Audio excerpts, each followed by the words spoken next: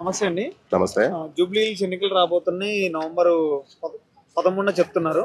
So ఎవరు గెలుస్తారు అనుకున్నా, ఏ పార్టీ గెలుస్తుంది అనుకుంటున్నారు? గెలుపు అంటే రెండు పార్టీలకి టఫ్ గా ఉంటుంది. రెండు పార్టీలు టఫ్ ఫైట్ జరుగుతుంది.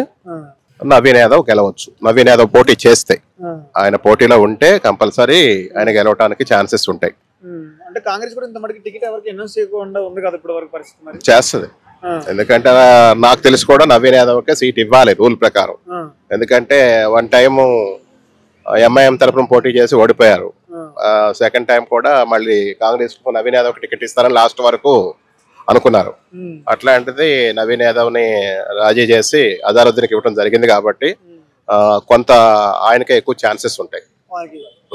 ఇప్పుడు మరి మాగంటి గోపీనాథ్ గారు భార్య నుంచోవడం జరిగింది. అన్న ఓట్లు మాగంటి గోపీనాథ్ గారు ఇంత ముందులో ఆయన ఎమ్మెల్యే కాబట్టి చనిపోయారు కాబట్టి వస్తుంది. ఆమె గెలిచే అవకాశం ఉంది ఆయన పేరు మీద. ఆవిడకి కూడా కొంత సానుభూతి ఉంటుంది, గెలవడానికి ఛాన్సెస్ ఉంటాయి. ఎందుకంటే ఇక్కడ ఇంతకు ముందు ఎవరు లేరు. ఈ జూబ్లీహిల్స్ అంతా చూస్తుంటే పెద్ద ఆశ్చర్యంగా ఉంది. ఎవడెవడో ఫ్లెక్సీలు కడుతున్నారు, ఎవరెవరో కాంగ్రెస్ తరఫున పోటీ చేయాలనుకుంటున్నారు. కానీ అది కరెక్ట్ కాదు. ఎట్లా అంటే ఇప్పుడు అతను లోకల్, ఇప్పుడు మాగంటి వాళ్ళు కూడా లోకల్గా ఇక్కడ కాబట్టి లోకల్ వాళ్ళకి ఆ సమస్యను తెలుస్తుంది. అది వాళ్ళు అయితేనే కరెక్ట్. కాంగ్రెస్ ఇంత మటుకు అనౌన్స్ చేయలేదు ఆల్రెడీ. అంటే పైనుంచి ఇంకా ఆర్డర్స్ రాలేదు. వీళ్ళు ఎవరు చూసినా మాకు అని కొట్టుకుంటున్నారు కాంగ్రెస్ లీడర్. మరి ఎవరికి నవీన్ యాదవ్ కాకుండా వేరే వాళ్ళకి ఇచ్చే ఛాన్స్ ఉందంటారు? ఇంకెవరైనా ఉన్నారు ఇంకా రన్నింగ్ లో? ఉంటాక వాళ్ళందరూ ఉన్నారు కానీ వాళ్ళు లీడర్లే పదవులు చేస్తున్నారు, సిటీలో ఉన్నారు. కానీ జూబ్లీహిల్స్ లోకల్ కాదు వాళ్ళు. అట్లాంటప్పుడు ఇక్కడ సమస్యలు వాళ్ళకి తెలియదు కదా. వాళ్ళు ఎవడ పోటీ చేసినా డిపాజిట్లు రావు.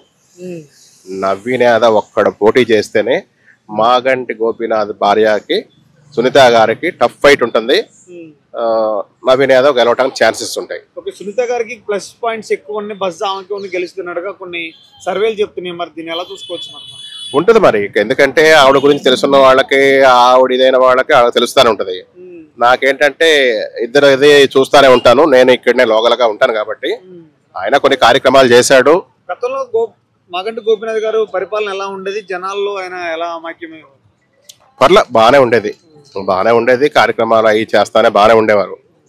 ఈ మా నవీన్ యాదవ్ కూడా ఆయనకి పదవులు లాంటివి లేకపోయినా ప్రజల్లో కార్యక్రమాలు చేస్తూ, ప్రజలతో ఉంటూ, అదే స్కూల్ పిల్లలకి స్కాలర్షిప్లు, బుక్స్ విషయాల్లో కానీ, పెద్దవాళ్ళ ఆరోగ్య విషయాల్లో కానీ, అలాగే స్ట్రీట్ లైట్లని, రోడ్ల విషయాలు కానీ, ఏదైనా కొంచెం ఆపద వచ్చిన వాళ్ళకి ఆదుకోవటం.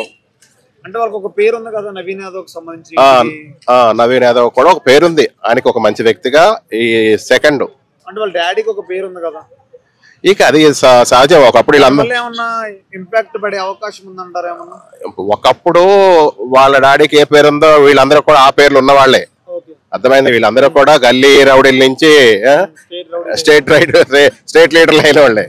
ఎందుకంటే రాజకీయంలోకి రావాలంటే ఏదో ఒకటి చెయ్యాలి.